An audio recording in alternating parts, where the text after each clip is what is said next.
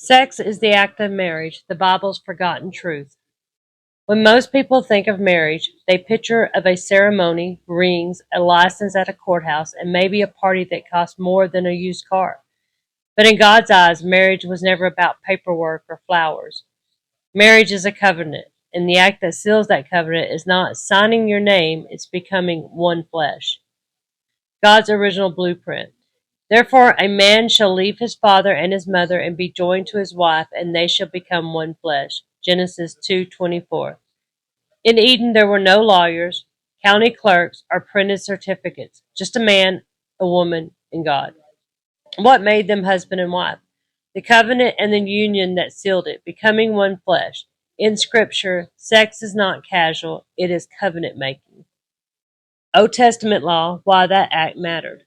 Exodus 22:16-17. If a man seduced an unmarried woman, he was to pay the bride price and take her as a wife, unless her father refused. Deuteronomy 22:28-29. If a man slept with a virgin, he was required to marry her and could never divorce her. Why such strong consequences? Because in God's design, sexual union wasn't a fling.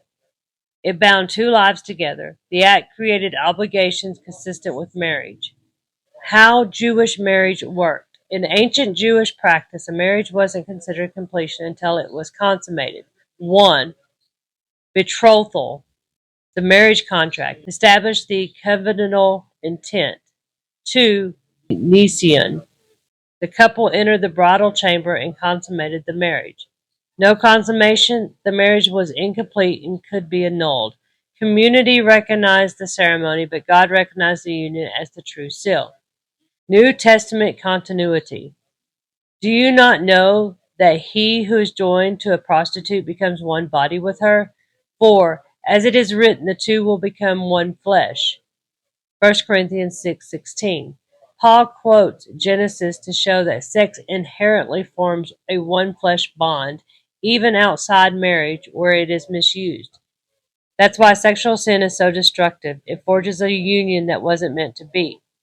Marriage is honorable among all, and the bed undefiled, but fornicators and adulterers God will judge. Hebrews 13:4. Notice what Scripture highlights. The bed, not the paperwork, is central to marriage in God's eyes.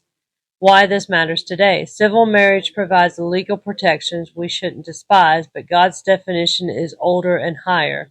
Practically, this means some have married themselves in God's eyes without realizing it, then carry the baggage of broken unions. Purity before marriage isn't old-fashioned. It protects the power of covenant. Faithfulness after marriage honors the one flesh bond and safeguards homes and generations. Final thought. The world says marriage begins at the altar. God says it begins in the covenant bed. One is a tradition of man, the other is the truth from the Creator. Let's honor marriage as God defines it, not as paperwork alone, but as a holy covenant sealed by becoming one flesh. Genesis 2:24. God's original pattern for marriage and one flesh union. Exodus 22:16-17. Deuteronomy 22:28-29. Sexual union created marriage obligations. 1 Corinthians 6:16. One flesh reality applies even when misused. Marriage is the proper covenantal place. Hebrews 13:4. The marriage bed is honorable. God judges sexual immorality. Old past, new courages. Honor the covenant and let the paperwork follow.